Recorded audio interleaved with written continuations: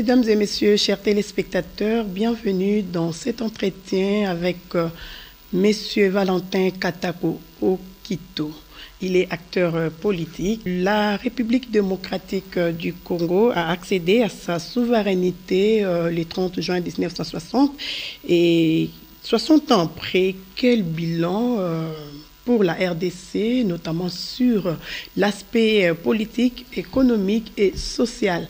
Ceci est la problématique de notre émission du jour. Mesdames et messieurs, chers téléspectateurs, encore une fois, bienvenue dans ces nouveaux numéros. Monsieur Valentin Katako, bienvenue. Merci, madame. Voilà la première question. Depuis le 30 juin 1960, la RDC, notre pays, a accédé à sa souveraineté nationale. 60 ans après, êtes-vous fier de cette indépendance? Merci, madame.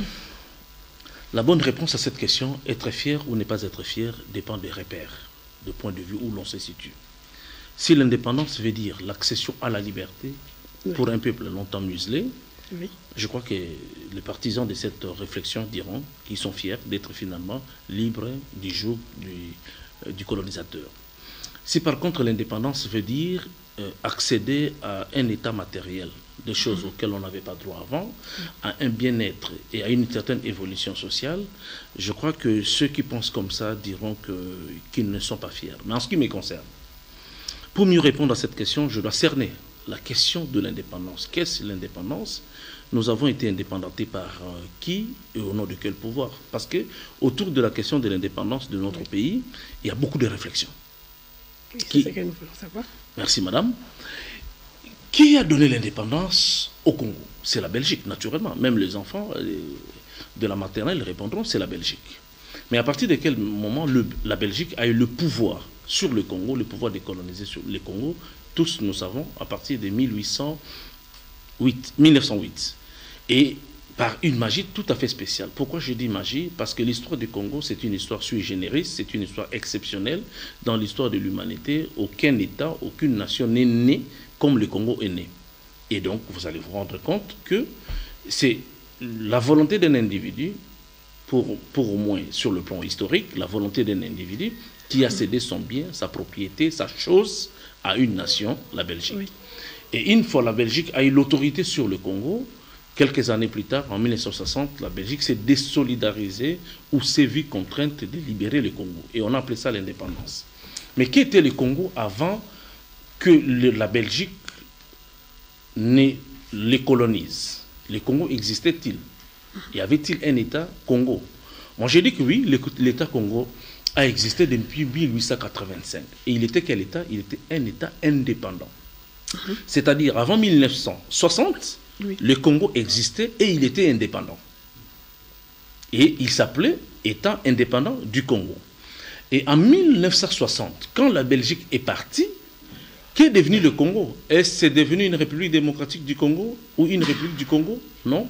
Le Congo est retombé dans son ancien État, dans l'État indépendant du Congo. Parce que, ça va vous surprendre, la première loi fondamentale, la première constitution de la République démocratique du Congo, de notre pays, en 1960, qu'on appelait la loi fondamentale, n'avait pas prévu l'existence d'une République démocratique du Congo. En réalité, nous avons fait les rétropédalages, nous sommes rentrés dans la situation ancienne, avant 1908, parce que la constitution était claire, la Belgique rétrocède la souveraineté de l'État congolais, qui est redevenu indépendant.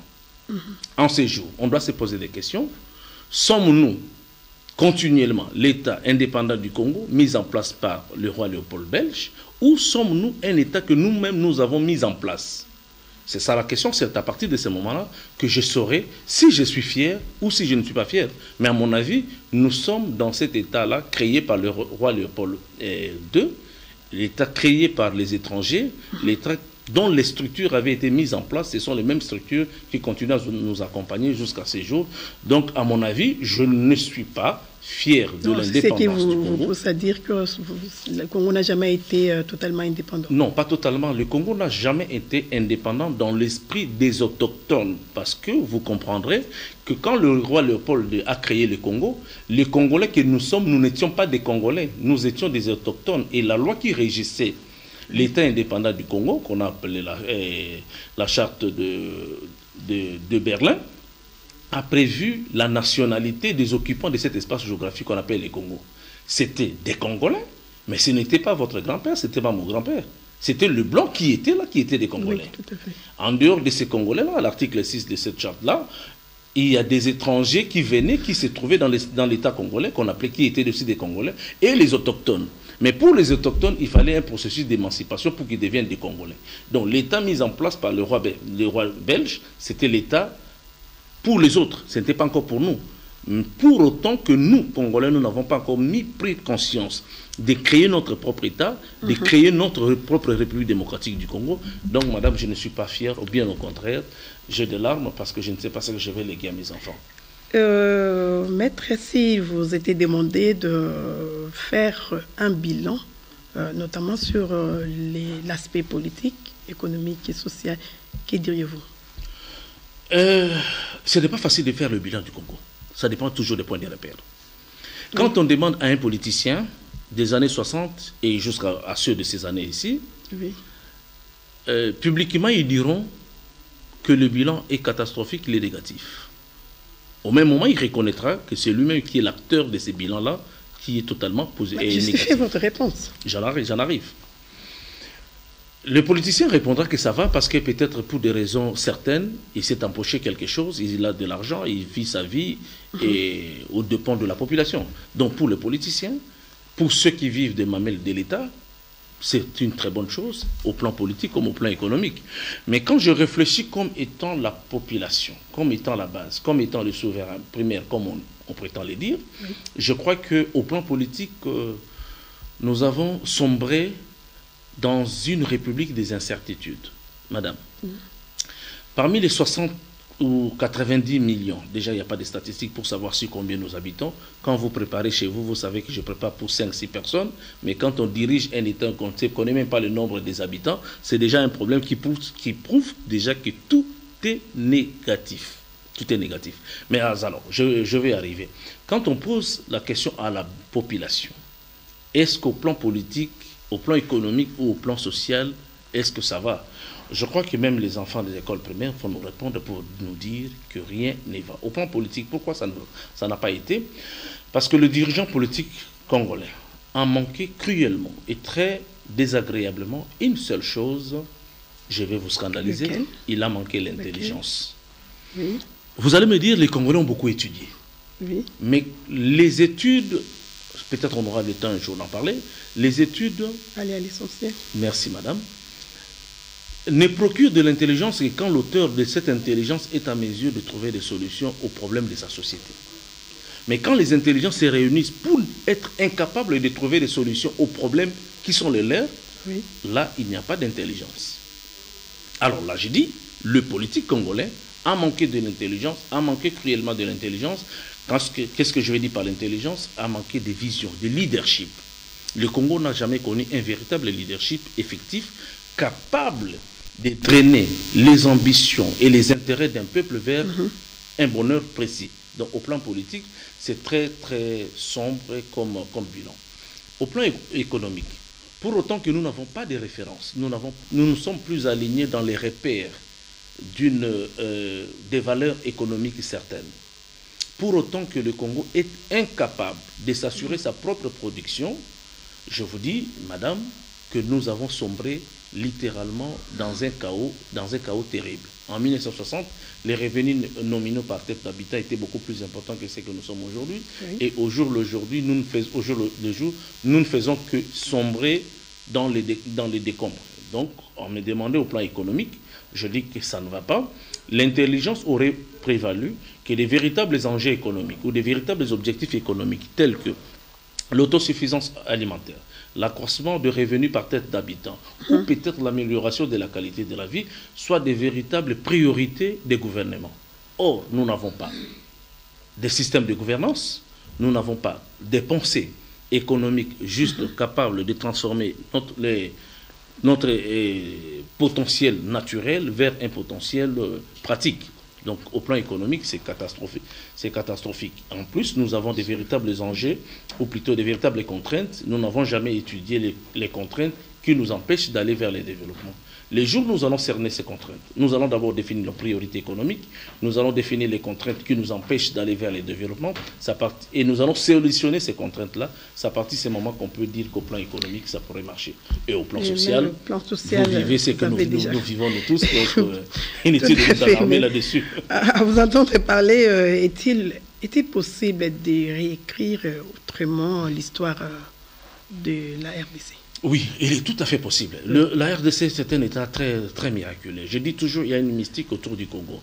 Il est possible de réécrire l'histoire du Congo en étant sincère avec nous-mêmes, en reconnaissant que nous avons échoué et en privilégiant le savoir, l'intelligence, le véritable leadership. Quand le pays sera doté d'un véritable leadership, quand le pays sera doté d'une véritable vision à laquelle tous vont devoir fédérer, je crois qu'à partir de ce moment, nous pourrons espérer. Mais il s'agira alors quoi de ces leaderships? Oui. Le leadership, c'est une vision qui doit d'abord considérer que le Congo que nous occupons aujourd'hui a été créé par les autres.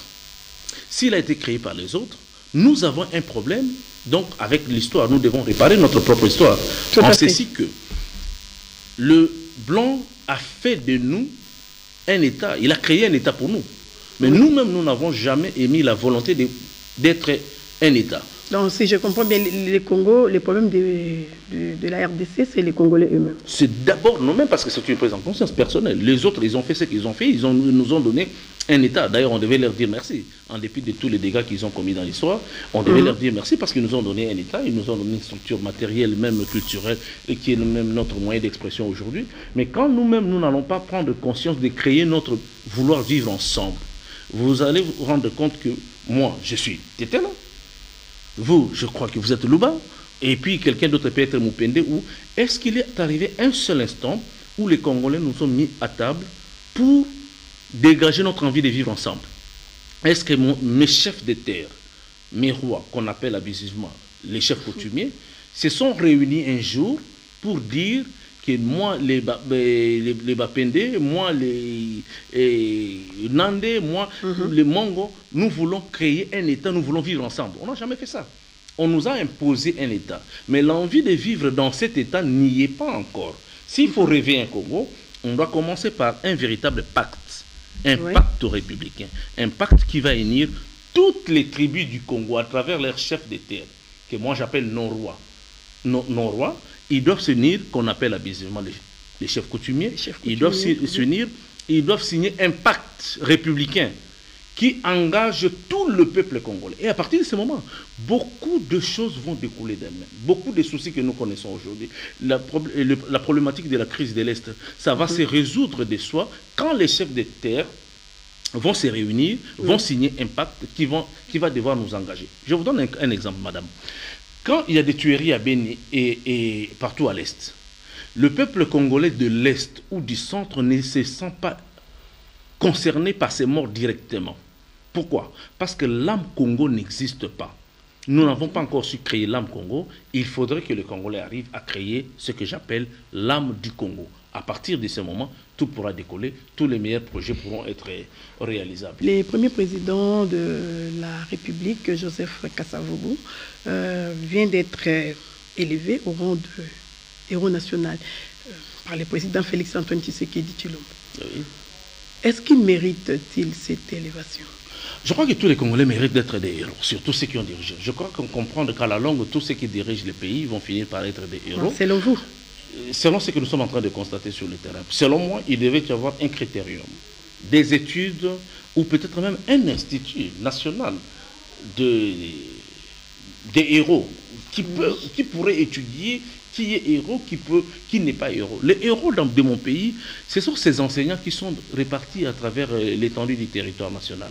Ce sont ces gens-là qui sont en train de souffrir au quotidien pour l'élaboration de notre État. Ce sont ces fonctionnaires-là que je vois qui quittent Kinshasa chaque jour à pied pour arriver au centre-ville, qui essaient de mettre des mécanismes pour faire exister l'État. Ce sont ceux-là les véritables héros. Quand je vois Kassavou, il n'a fait que ce qu'il pouvait faire. Pourquoi faire de lui aujourd'hui un héros? Si on fait de Kassavou un héros... Il a fait ce qu'il pouvait faire. Ce qu'il pouvait faire, c'est justement diriger le Congo comme il a pu le diriger.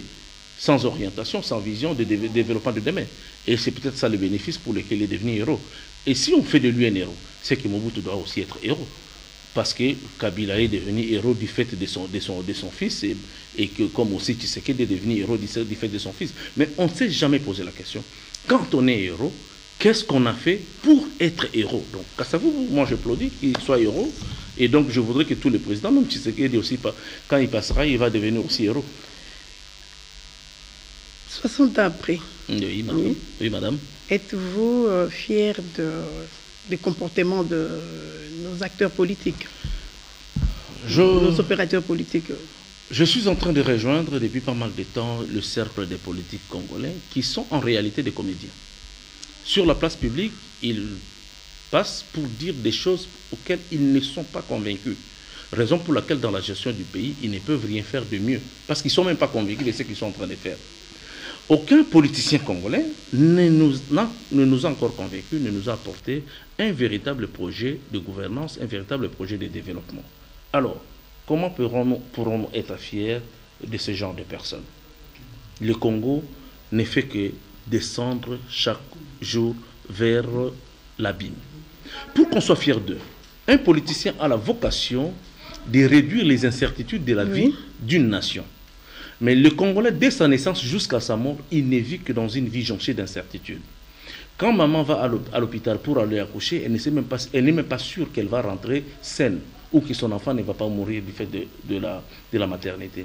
Et quand l'enfant pourrait avoir la chance de naître, il n'a aucune chance d'atteindre l'âge de la maturité à cause de la mortalité infantile. Et notre pays bat les records sur ce plan. Et ça, ce sont des incertitudes de la vie. Et quand, par exemple, il peut atteindre l'âge de scolarité, combien de pourcentage y a-t-il des enfants qui accèdent à la scolarité en dépit de la gratuité de l'enseignement? Aujourd'hui, c'est qui est une bonne chose. Mais il y a des villages où il n'y a pas d'école. Donc, il y a même incertitude d'aller à l'école parce qu'il n'y a pas d'école. Et là où il y a école, une salle de classe prévue pour 30 personnes, 30 élèves. Mais maître, actuellement, nous avons... Oui, il y a quand même la gratuité de l'enseignement. C'est de ça dont je parle. En dépit de cette gratuité, il y a encore l'incertitude d'accéder dans les salles de classe. Il y a des milliers ruraux très importants, des grandes agglomérations. Il n'y a pas d'école. Il n'y a pas de structure matérielle de l'État et l'État est dans l'incapacité de créer ces structures-là. Donc la vie du Congolais dans son ensemble, quand bien même un enfant peut étudier, il n'a pas la chance, il n'a pas la certitude qu'il finira ses études parce que ses parents n'ont pas de moyens. Quand bien même il pourra avoir son bac, il n'a pas la certitude qu'il finira ses études universitaires. Quand bien même il finissait ses études universitaires, il n'a pas la chance, il n'a pas la certitude d'avoir un travail équitable, équilibré et qui pourra faire de lui un homme dans la société. Quand bien même madame il pourra avoir ce travail-là, il n'a pas la garantie que ce travail va l'accompagner toute sa vie. Quand bien même il aurait ce travail qui l'accompagnerait, le salaire est tellement maudit que madame. Donc toute la vie du Congolais est jonchée d'incertitudes. Comment vous allez me demander d'être fier de ces gens-là, qui n'ont pas eu le leadership nécessaire, qui n'ont pas eu l'intelligence nécessaire de conduire mon pays vers le développement? Maître Valentin, nous allons marquer une petite pause avec cet élément que nous propose la réalisation. Le 30 juin 1960 marque la date de libération de la République démocratique du Congo du joug du colonisateur belge. Une victoire face aux nombreux abus de la Belgique. Et en cette 60e anniversaire, le roi Philippe de Belgique a exprimé ses regrets face à cela. Des réactions de Congolais vivant sur le sol belge n'ont pas tardé. La Belgique doit présenter des excuses. La Belgique doit beaucoup au Congo. L'État belge doit arrêter l'hypocrisie. Je répète encore. Je supporte encore, vaut mieux la sincérité du piment que l'hypocrisie du sucre. Je pourrais tout simplement vous dire que les excuses de la Belgique, évidemment, nous en avons besoin. Et la Belgique doit s'excuser. Nous comprenons qu'il s'agit bien des excuses collectives et non des excuses personnelles. Et au-delà des excuses, il faudrait bien que la Belgique pense à la réparation. Parce qu'il y a eu des crimes. Et bon, voilà, des actes que l'on qualifierait aujourd'hui des crimes contre l'humanité. Précisons que depuis l'accession de la République démocratique du Congo à l'indépendance, la Belgique et la République démocratique du Congo entretiennent de bonnes relations. Voilà, des retours sur ce plateau. Maître Valentin, quelle lecture faites-vous par rapport à l'élément que nous venons de suivre? C'est un plaisir de voir mes compatriotes réagir, c'est un plaisir de voir mes compatriotes exprimer leur attachement. Vous savez, il y a ce qu'on n'a pas dit dans le bilan, c'est peut-être le sentiment d'appartenir à une nation, c'est un point positif qui a été plus l'œuvre de Mobutu. C'est vrai que pendant ces 32 ans de dictature, il nous a quand même légué un sentiment d'appartenir à une nation. Et quand on voit ce jeune gens se balader et réagir, j'ai lu autre chose dans leur réaction. C'est cette appartenance à un groupe donné qu'on appelle le Congo. Ce qui est déjà une très bonne chose dans la marche vers la constitution réelle du Congo que je préconise à travers le pacte républicain que je viens de proposer tout de suite. Mais une autre lecture est celle-ci. Je ne m'attarde pas toujours sur des excuses que les Belges doivent nous exprimer. Oui. Qui s'excusent, qui s'amendent, de quoi que ce soit. Ils pourront le faire. Oui. Mais est-ce que c'est ça ce dont nous avons réellement besoin? Est-ce que ce sont les excuses des Belges qui vont développer le Congo? Est-ce que c'est la reconnaissance ou, que dirais-je, le fait que les Belges crient tout haut que nous avons malmené les Congolais, nous avons tué les Congolais? Oui. C'est ça ce qui va permettre au Congo d'aller de l'avant. Nous-mêmes, le Congo, il y a une vingtaine d'années, combien de morts nous n'avons pas crié à l'est de notre pays? Certainement. Et pourquoi attendre seulement 60 ans pour poser ces excuses? L'opinion internationale en matière de mal-être, c'est l'expression que j'utilise, l'opinion internationale en matière de mal-être, où la communauté internationale a sa façon de réagir, a sa façon d'atténuer les effets d'un effet pervers qu'ils ont causé. Oui. Et donc ils prennent le temps, quand on sait que la génération actuelle, notre génération, n'est plus celle qui a vécu les années 60, donc nous allons être moins émotionnés que si c'était excusé en 1965 ou en 1980, parce que les acteurs de cette génération avaient encore été vivants. Alors mon problème, ce n'est pas seulement des excuses, nous ne devons pas nous arrêter, nous devons plutôt aller dans la construction de la pensée Congo. L'acteur politique d'aujourd'hui doit entrer dans la construction de la pensée Congo. Qu'est-ce que le Congo? Qu'est-ce que doit devenir le Congo de demain? Voilà, c'est ce que je pense qu'il soit le plus important. Comment envisagez-vous les perspectives d'avenir pour la RDC? Il y a deux orientations. Lequel? La première, elle est très sombre. Oui.